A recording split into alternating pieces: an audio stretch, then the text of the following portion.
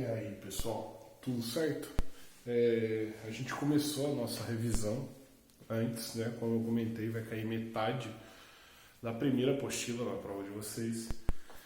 A gente terminou falando sobre como era o átomo de Bohr na nossa última revisão, que foi na segunda-feira, certo? Então a gente entra agora continuando falando do átomo de Bohr. Um breve resumo do que eu falei na segunda-feira é que o Bohr ele fez o modelo atômico dele e ele explicou o que Rutherford não conseguia explicar. Ele dizia que os elétrons estavam na eletrosfera, dividido em camadas, que esses elétrons... Rutherford disse que eu tinha um núcleo positivo e os elétrons estavam numa região em volta desse núcleo, chamada eletrosfera. E a pergunta que o Rutherford não conseguia responder era por que o núcleo era positivo e o elétron que estava na eletrosfera era negativo? Por que esse elétron não se chocava com esse núcleo? Bem, a resposta veio com o Bohr, que dividiu essa eletrosfera em camadas, em níveis de energia fixo. Essa energia fixa, nesses níveis, explicava por que os elétrons não se chocavam com esse núcleo positivo, certo? Bem, ainda Bohr ele acrescentou que quando o elétron podia transitar entre essas camadas, ele podia absorver quântons de energia, porém ele voltaria ao seu estado fundamental, devolvendo para a natureza esse quântum na forma de fóton, certo? Bem, como eram essas camadas de Bohr? As camadas de Bohr, elas iam de 1 a 7. Obviamente eu não representei as 7 camadas no desenho, porque o quadro é pequeno e a gente precisa se adaptar. Então as camadas de Bohr eram 1, 2, 3, 4, 5, 6, 7. Também ele chamou de K, L, M, N, O, P e Q. E cada camada conseguia abrigar um número fixo de elétrons. A camada K, 2 elétrons, a camada L, 8 elétrons, a camada M, 18, a N, 32, a O, 32, a P, 18 e a Q, por último, 8 elétrons. Repara que segue um padrãozinho. O Bohr ainda ele conseguiu,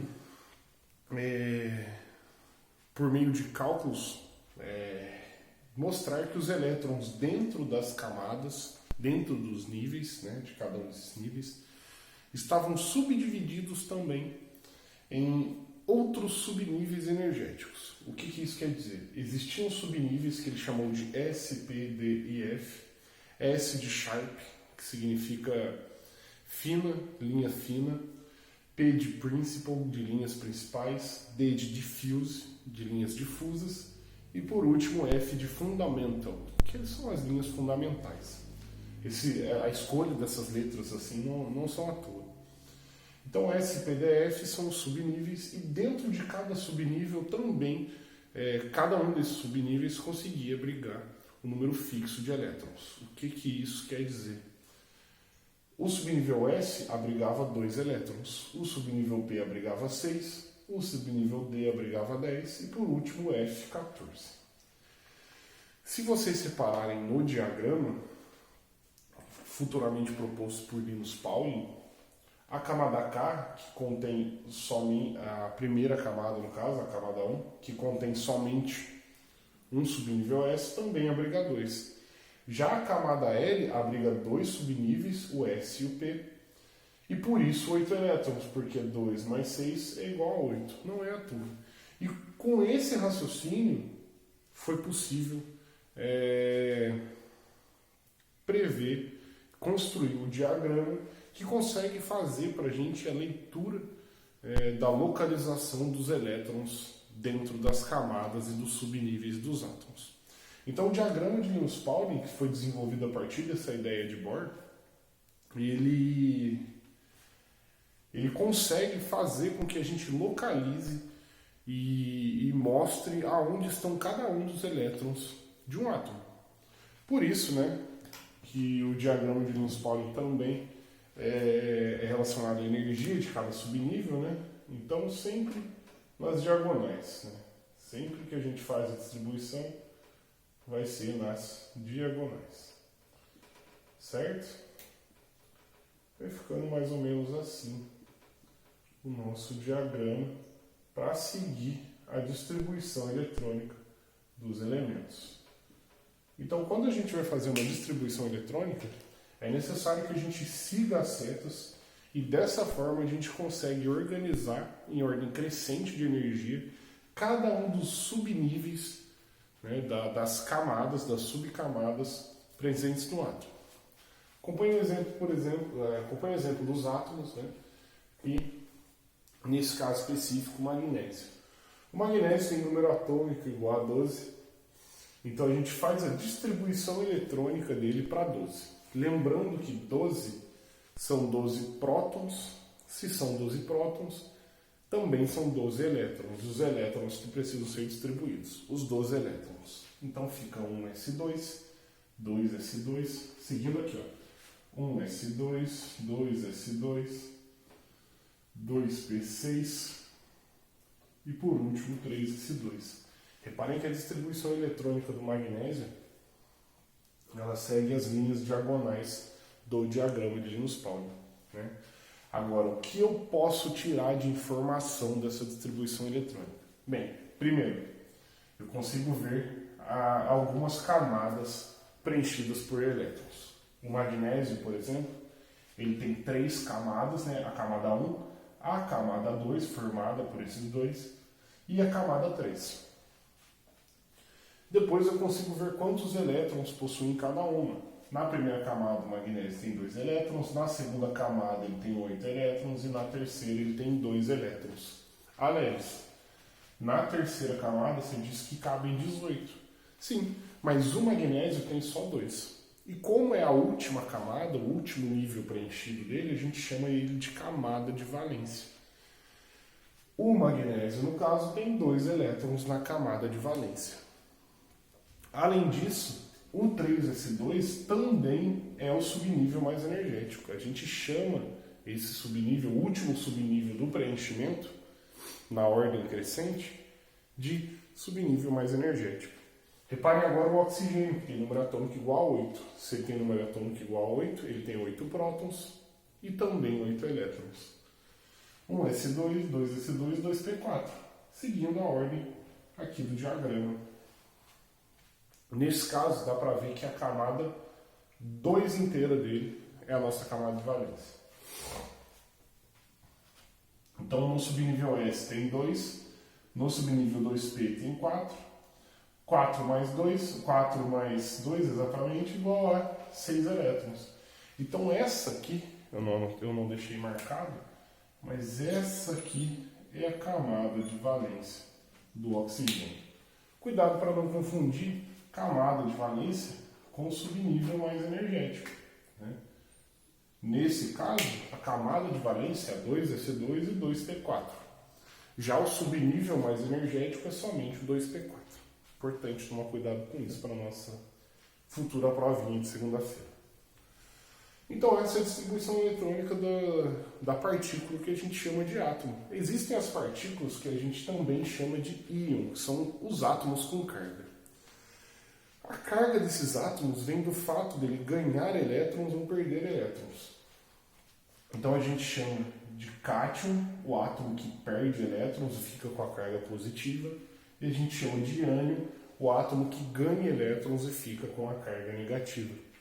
No caso, o magnésio ele consegue virar cátion e ele perde 2 elétrons. Se ele perde 2 elétrons, a gente tem que fazer a distribuição eletrônica dele de uma maneira diferente. Ele tinha 12 elétrons, só que a carga indica que ele perdeu 2, então ele tem 10 elétrons. Então a gente distribui 10 elétrons, 1s2, 2s2, 2p6. Se a gente precisar identificar a camada de valência dele, a camada de valência do íon do magnésio agora é a camada 2. 2s2 e 2p6. E possui agora, num total, 8 elétrons que estão aqui em cima. O mesmo raciocínio para o oxigênio. O oxigênio tem 8 prótons, tem número atômico igual a 8, então ele tem 8 prótons, só que a carga indica que ele recebeu 2 elétrons, que ele ganhou 2 elétrons. Então ele tem 8 mais 2, né? Cuidado, mesmo com a carga negativa, eu faço 8 mais 2. porque esse átomo recebeu 2 elétrons. Então a gente distribui aí seus 10 elétrons. 1s2, 2s2, 2p6. A nova camada de valência vai ser essa aqui. Certo? E também com o cátion do magnésio, ele vai ter 8 elétrons na sua camada de valência. Tá? Ou seja, os dois, a partir do momento que eles viram íons, eles possuem a mesma configuração eletrônica, a mesma distribuição eletrônica. E por último, que é um assunto que também vai cair na nossa provinha, a gente tem a representação dos elementos químicos. Mais especificamente, a maneira com que a gente representa esses elementos.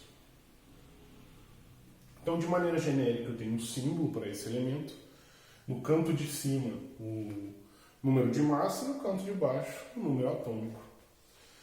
O número de massa vai ser igual ao número de prótons mais o número de nêutrons. O que isso quer dizer?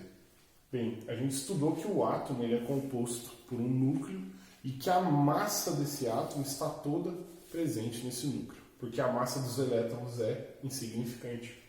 Por isso que a massa do elemento, a massa do átomo, vai ser representada somente por prótons mais nêutrons. E o número atômico, que está aqui embaixo, no canto inferior direito, ou só na parte de baixo, ele vai ser igual ao número de prótons, que também vai ser igual ao número de elétrons. E a gente consegue extrair algumas informações dessa representação. Quando a gente tem elementos que têm o mesmo número de massa, nós chamamos esses elementos de isóbaros. Quando nós temos elementos com o mesmo número de prótons, isótopos. Aqui eu faço uma observação bastante importante, porque quando o elemento ele tem isótopo, ele possui o mesmo símbolo, ou seja, a gente está falando do mesmo elemento. Então, os elementos eles possuem isótopos deles mesmos, que são formas diferentes de si. Ou seja, o número de prótons ele também representa como se fosse o RG do elemento, como se fosse algo que só aquele elemento possui. Quando muda o número de prótons, muda o elemento. Por isso que sempre os isótopos vão ter o mesmo símbolo. Então, os isótopos têm o mesmo número atômico, que é o RG dos elementos, certo? E por último, os isótons, né, que é o termo que a gente utiliza para elementos que possuem o mesmo número de nêutrons. Então, sempre quando a gente comparar dois elementos, nós iremos classificá-los em alguma dessas condições aqui. Mas essas condições elas aparecem somente no átomo no seu estado fundamental. Existem também os átomos que chamamos de isoeletrônicos. Os que são isoeletrônicos são que possuem a mesma quantidade de elétrons ou a mesma configuração eletrônica. O exemplo melhor que eu poderia representar sobre isoeletrônicos está aqui, que é o magnésio e o oxigênio. Repara que os seus íons, né, o cátion do magnésio e o ânion do oxigênio, eles possuem a mesma quantidade de elétrons distribuída, a mesma configuração eletrônica, que são 10 elétrons no total. Quando esses átomos possuem o mesmo número de elétrons, nós chamamos eles de isoeletrônicos. Se vocês repararem, o finalzinho da apostila ainda fala um pouquinho sobre tabela periódica. Tá? Eu não vou cobrar na prova tabela periódica, certo? Porém, eu recomendo o estudo, né, da tabela periódica, não a história da tabela periódica. Isso não tem por que cobrar na prova. Mas eu recomendo um pouco do estudo dos grupos, né, da tabela periódica. Então, entender as características dos metais, dos não metais, certo? É de extrema importância para vocês. Né? Vai que aparece aí uma questão extra na prova perguntando sobre características dos elementos na tabela periódica. Então, o conteúdo na prova, né, que vai valer na prova, a gente tem do começo da segunda unidade, que fala da estrutura da matéria, até a representação dos elementos, e talvez apareça aí uma questão extra sobre as características dos elementos na tabela periódica. Certo, pessoal? Foquem bastante na distribuição eletrônica. Qualquer dúvida eu vou estar à disposição de vocês durante todo o final de semana. E estudem bastante. Vocês vão ver que a prova vai ser bem tranquila. Certo, pessoal? Excelente final de semana de estudo. A gente se vê segunda-feira na prova.